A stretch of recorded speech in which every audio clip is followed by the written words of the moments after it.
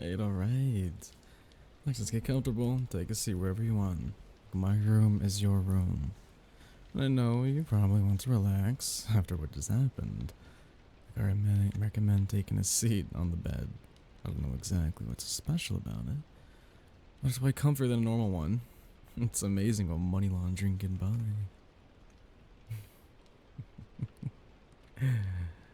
Yeah. I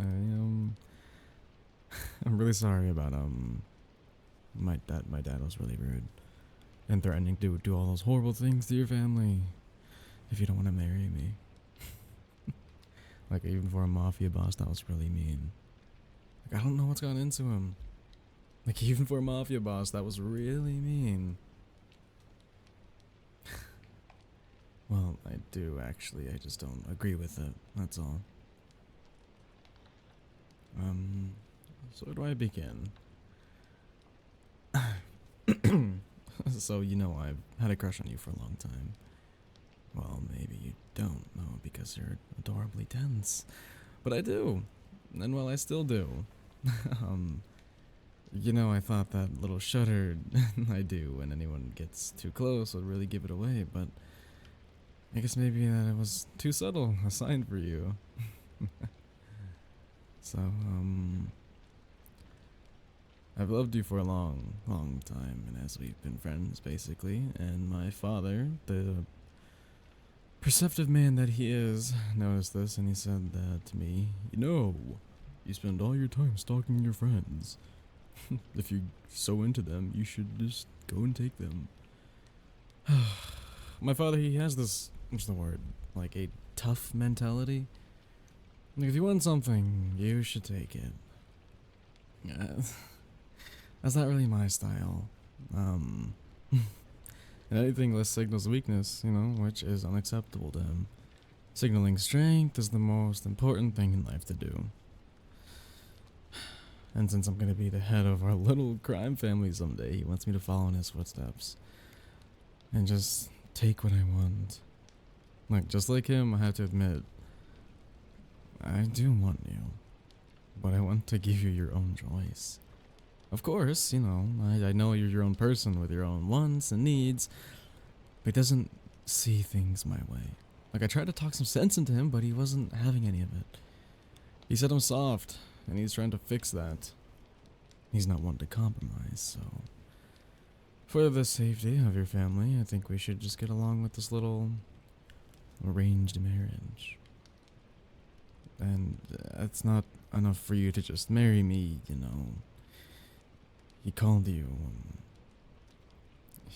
my pet, and said that you need to be a good little pet for me, and obey me, and if you didn't, I would look like a pathetic, spineless wimp too unfit to lead. And I'd destroy the family with my weakness. Like if you can't rule over a dog, you can't rule a family. That's what he told me.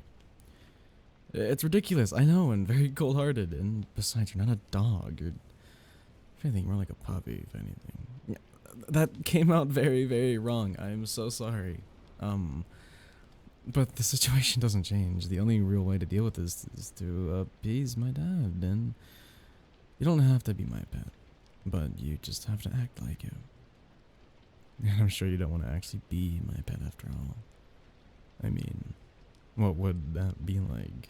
You laze around in my bed all day and I bring you food, give you attention, and all you ever have to do is shake my hand or something when I say so.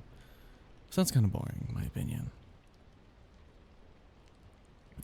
Okay. I wasn't actually expecting you to like the sound of that.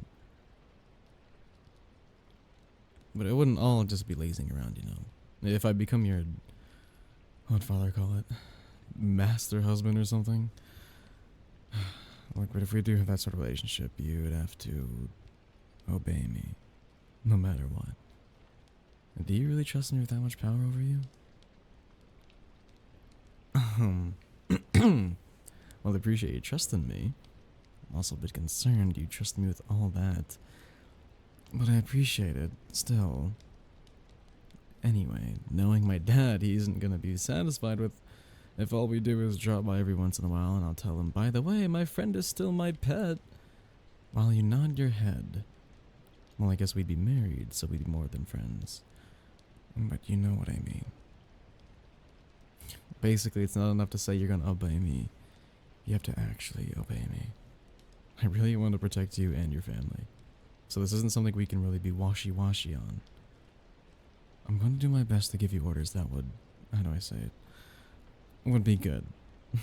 You know, that would hopefully keep my father off your family's back at the same time. You know, decades from now, if my dad kicks the bucket, we won't have to worry about him. And you won't have to be my pet anymore. Unless you'd want to. Like I said, you would really have to obey me. Are you prepared for that? Alright then. I order you to hold hands with me. I know it sounds weird, but I'm not being selfish here. Even though it's what I want, it's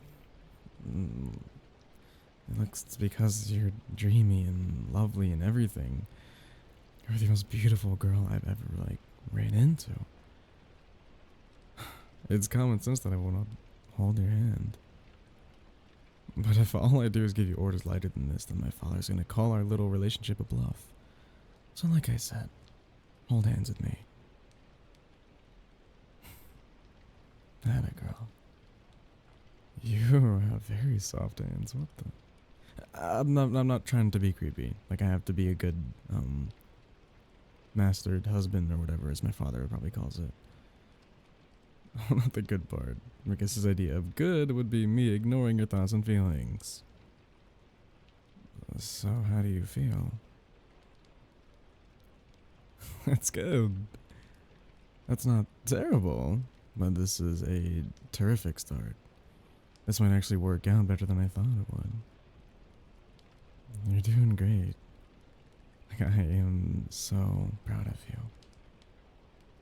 you. You're I was about to say, good pet. But that would be kind of, demeaning, wouldn't it? What do you think? Oh, that's good, because I think I really want to say it. You don't mind if I do then, right? I mean, I know you have to obey me now, but I still want to ask you. Mind if I call you a good pet? Then I'll say it. You are my good girl. I know I said pet, but hey, it's the same thing. Yeah, that's a good pet. I feel so guilty when I say that. I feel like you're really precious and I have to respect you. Which I do respect you. But you're fine with it, so it doesn't have to be demeaning if you don't want it to be. Isn't that right? My good little pet. You know, I think I could get used to this. Let's see, what's another reasonable order to give you? You know, just to make sure you're truly comfortable in your, new, role. Hey. Do you love yourself? Because I love you. I think it would be silly for anyone not to love you. I guess since it's obvious that you should be loved, I think you should love yourself too. Well, I guess I can't really give you an order to love yourself. Doesn't work like that. Love doesn't work like that. It's not something you can force, not even if you're the master of the cutest pet in the world. Like I am.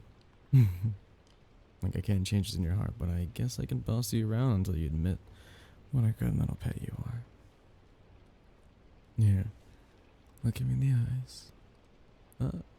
Atta girl. Here's your next order, okay? I want you to tell me who is the best pet in the world. Oh, yes you do know, don't tease me. It's you, that's right, girl. You're the best pet in the world. That's my girl. I am... I'm yours. So of course I would know. At least I'm pretty sure I'm the best master in the world. I'm not gonna get used to saying that. But, if the others are even nearly as cruel as my father, it's not much of a competition, now is it? But, back to us. More specifically, back to you. You are the cutest little pet in the entire world. If I took you to the pet store right now, all the bunnies and kittens would be incredibly jealous of how cute you are. So tell me again, who's the best pet in the world? I'll give you a hint. It's mine. That's right, it's you. I think you can say it's more assertively than that. But it's a nice start. Not only are you the cutest in the world, but you are also the best behaved, apparently. I'm so proud of you. I'm so proud of you, girl. I think I'm really getting into this. Is that wrong? You know, I hope you won't hate me for this, but I've often thought of what it would be like to have you. And by that, I don't mean just dating you. Truly have you. I'm not sure what I would mean by having you, but I love you.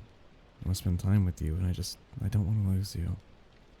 In my mind, that primal instinctive part of my mind assures me that if I can have you, then I can just have that security. Then everything will work out. I used to be disgusted by that part of myself. By that desire. I thought that desire was disgusting. I thought maybe it would hurt you, but now you're mine, wagging your tail like a good puppy. For me. I'm not so sure though. Maybe I can make you happy even if I own you. I'll just have to lavish you with love greater than any freedom. And I'm sure the happier I make you, the more easily you'll obey me. Then everything will work out. So tell me, what can your master do to make you happier? You'll be staying with me from now on, so we'll have plenty of time together. You know, I've got tons of money, none of it is honest, but everyone takes dirty money as long as you clean it. Sometimes. You don't even need to clean it, so I can spoil you. What do you want? Like maybe a soda or coffee fountain in my room? Well, I suppose it's our room now. Oh, I get it. Money is no replacement for love after all. Then let me say it clearly. Master loves you. And now that you're mine, I am never letting go of you, baby. You're mine. You're my girl.